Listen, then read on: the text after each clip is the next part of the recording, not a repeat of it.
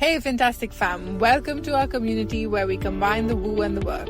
We are two professional women who believe we can have it all and constantly upgrade ourselves to meet our visions. I'm Kalyani and I've chosen the off-roading path to personal development, being an entrepreneur with the journey of motherhood. I'm an economics postgraduate and I love working with all things mind and money. I've founded and sold one business and I'm now building this business that feels like fun and freedom for life. Hi, I'm Rupali. I'm a numbers nerd turned Reiki master and many other things. I found a passion for all things wellness. I've worked in banking and finance for 15 years and I love combining that knowledge with all things energetics to create impact in a fun, easy way for others. Join us as we share the behind the scenes of us creating wealth, freedom and magic. If you're stressed out about money all the time, how is it that you can manifest money? This is an FAQ that keeps coming up, and I thought I'll have a quick, short, punchy episode on this topic. If someone says, how do I manifest money when I'm always stressed out about it? If manifesting is about feeling light and, be at ease and in flow, then if I'm always stressed out, then how can I manifest money? And I think money is a bit of a tricky one because if you don't have it for your bare essentials, so a roof over your head, food on the table, basic necessities, then it's easy to feel stressed out about it, right? Because that is your absolute essential requirement. But something that stands out to me in this question is the word stress. Now, I guess the person who's asking this question is also thinking, in a way, I'm stressed. How do I do this?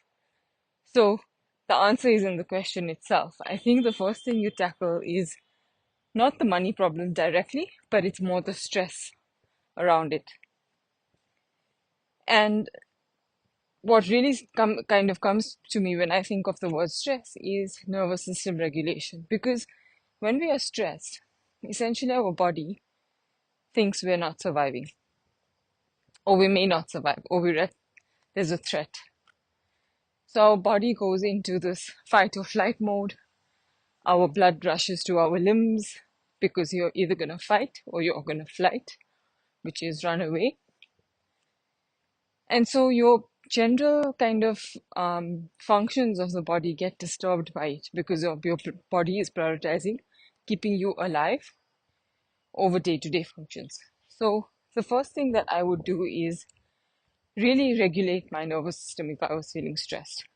And what are the ways to regulate your nervous system?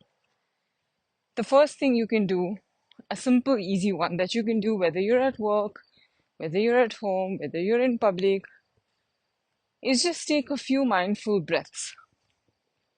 And when I say mindful breaths, what do I mean? I mean that we're always breathing, right? That's how we're alive. But we're not always aware that we're breathing. So take your attention to your breath and count your breaths. Take long, deep belly breaths because belly breaths are known to calm your system down. So take deep belly breaths, meaning feel the breath in your belly as you inhale. Your belly comes out. As you exhale, your belly goes back in. And so those breaths are known to kind of really be a quick way to regulate your body. So that's the first thing I can think of right now. The second thing that comes to my mind is grounding your energy. Because when you're stressed, your body energy is a little bit all over the place, right? And so you really want to ground it into one thing or release it. Because it's the body that is carrying this anxious energy. And so long as it's carrying this anxious energy, you will keep feeling stressed. So a way to do it is walk around barefoot on grass. Take a walk outside. If you have some plants and trees around you, observe them, look at them, touch them, smell them, feel them. And just experience nature around you If you don't have plants and trees, you can just be outside, walk around. Moving the body always tends to help when it comes to grounding the energy because you're directing your energy in one way. Whereas sitting or lying down or something like that as you're stressed could just, your energy moves around. So you need to direct your energy. So walking around always helps. Take a walk anyway, even if it's out on the street. Observe the cars around you, the people around you. Then another way is as you're outside or even inside, just feel, name a few things you can feel. So like maybe what you're standing on, how your shoes feel, what the floor feels like, how your clothes feel on your body, how the air around you feels on your skin. What do you smell? What do you hear? Do you hear the traffic? Do you hear people talking in the background? Do you hear music? Is there anything else you hear? So these are ways to bring your mind to the present moment. And that's another way to regulate your nervous system. Finally, stretching, yoga, slow walk, like I said, moving helps. And stretching kind of, because your muscles become tight, your when you're stressed, you want to relax your muscles so your body can just normalize and regulate. Is that something you can do? What is it that, that resonates with you? Think about a few things that you've tried before and see how is it that I can use some of these things to regulate my nervous system. So that's really tackling the stress part, right? Then it's about once your body feels safe again, then you're able to do other things that may help in terms of your money situation. So, firstly, being calm always helps because you're able to be creative, and being creative, whether you're in a creative field or not, my field is numbers. And I feel like if I'm not feeling overly creative, then I'm not able to do my best work. So, being creative in any field is important, or any basically line of work or anything you're trying to achieve, whether it's on a personal or professional level. Creativity helps. So that's something that once your nervous system is regulated, that kind of really helps.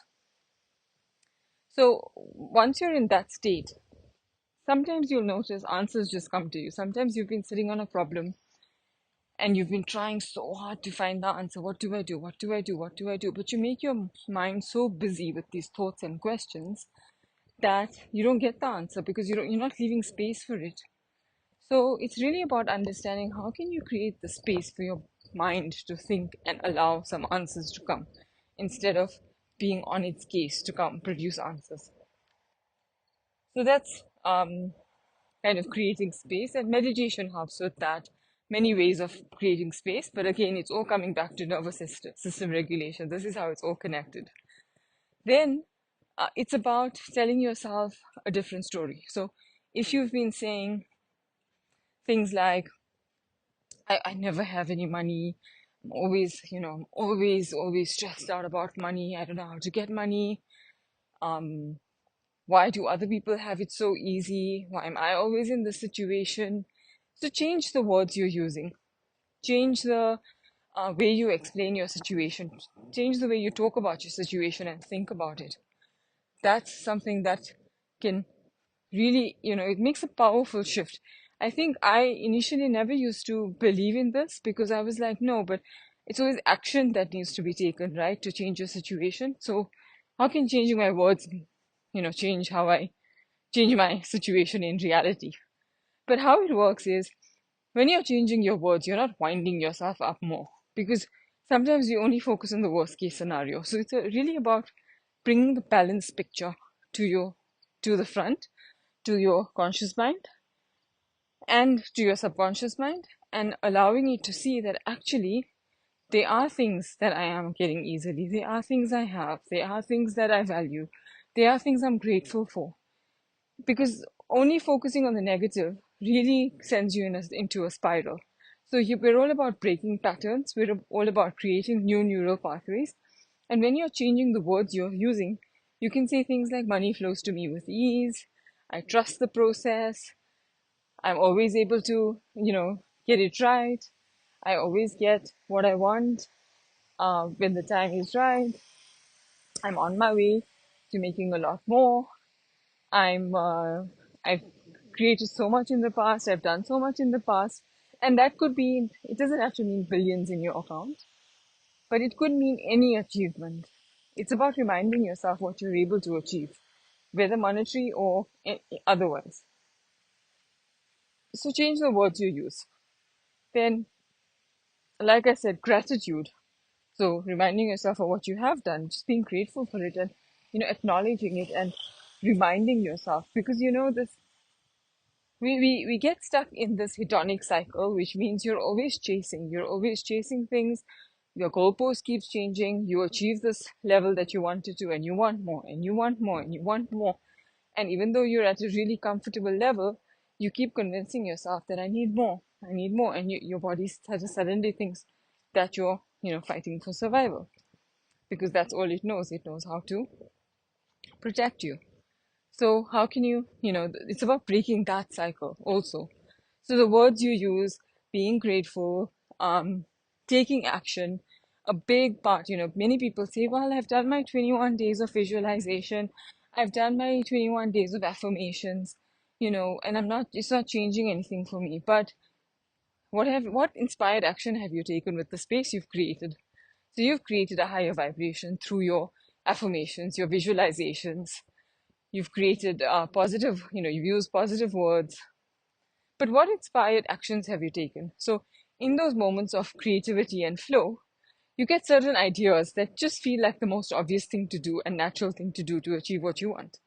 So it's all about taking that thought and taking action in that with that energy, and really not being desperate about it. So not, oh, I have to do this. If I do this, I'll definitely get this. It's not about that.